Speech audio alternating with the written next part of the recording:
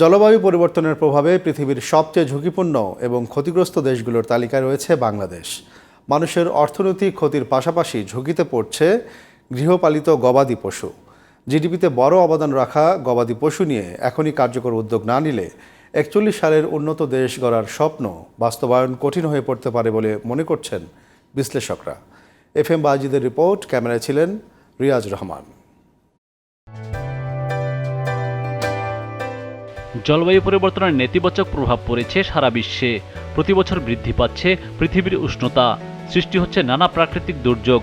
এমন পরিস্থিতিতে জলবায়ু পরিবর্তনজনিত দুর্যোগ নিয়ে উদ্বিগ্ন সারা বিশ্ব। জলবায়ুর পরিবর্তনজনিত কারণে দেশের অন্যান্য খাতের পাশাপাশি পশু খামারিরাও রয়েছে বড় ধরনের ঝুঁকিতে। এমন পরিস্থিতিতে 2041 সালের মধ্যে উন্নত দেশ গড়ার ভীষণ বাস্তবায়নে উন্নত জাতের গবাদি পশু খামারিদের মাঝে সরবরাহের সর্বাত্মক কার্যক্রম হাতে নেওয়ার তাগিদ বিশেষজ্ঞদের। North Bengal grey, Pabna breed, RCC red Chittagong cattle বলি, মিরকাদিম, মুন্সিগঞ্জ বা হাসা বলে, এবং একটি নতুন জাত এখন বের হয়েছে, সেটা হলো ব্ল্যাক হিল নেত্রকোনা।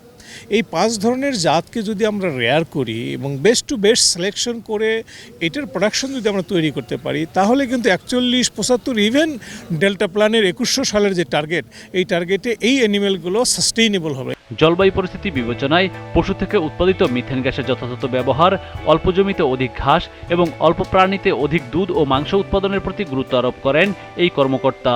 বাংলাদেশে প্রায় 45.9 মেগাটন গ্রিনহাউস গ্যাস এমিশন হয়ে থাকে লাইভস্টক সেক্টর থেকে, এবং তার প্রায় 79% মিথেন। কিন্তু এই মিথেন একটা রিসোর্স, এটা বিকল্প জ্বালানি হতে পারে। এখান থেকে আমরা বিকল্প বিদ্যুৎ পেতে পারি। অল্প জমিতে অধিক ঘাস এবং অল্প প্রাণীতে অধিক দুধ মাংস, এই ক্যাপাসিটি বা ইফিসিয়েন্সি বাড়ানোর কাজটি এখন প্রাণী সম্পদ অধিদপ্তর দেশব্যাপী প্রমোট করছে, সম্প্রসারণ করছে। দুর্যোগ মোকাবেলার পদ্ধতি নিয়ে সচেতনতা বাড়াতে সরকারি উদ্যোগ চান খামারিরা। ব্রাজিলের আবহাওয়া আমাদের আবহাওয়া কিন্তু অলমোস্ট সেম।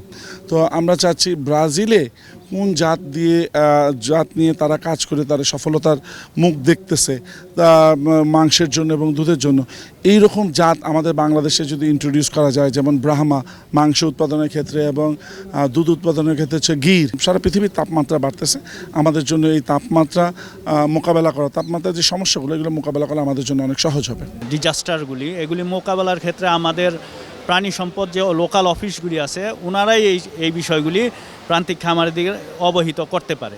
জলবায়ু পরিবর্তনজনিত দুর্যোগে ক্ষয়ক্ষতি কমাতে বিদ্যমান গুরুত্বপূর্ণ সুপারিশগুলোর মধ্যে অন্যতম হচ্ছে খামারের উপরিভাগে সিমেন্ট শিট এবং বাঁশের সিলিং ব্যবহার, ঘরের চতুর্দিকে আলো বাতাস চলাচলের ব্যবস্থা রাখা, বৃষ্টির পানি এবং জলাবদ্ধতা মুক্ত রাখতে ঘর অনেক উঁচুতে করা, দোতলা বিশিষ্ট এবং পূর্ব পশ্চিমে লম্বালম্বি ঘর বানানো। এছাড়াও উঁচু জমিতে উচ্চ বর্ধনশীল তাপমাত্রা সহিষ্ণু ঘাস রোপণ করা, ঘূর্ণিঝড় ও জলোচ্ছ্বাসে কাঁচা ঘাসের বিকল্প হিসেবে দানাদার খাদ্য সংরক্ষণ, সুপেয় পানির ব্যবস্থা রাখা, গবাদি পশু অসুস্থ হলেই দ্রুত চিকিৎসা ব্যবস্থা রাখা।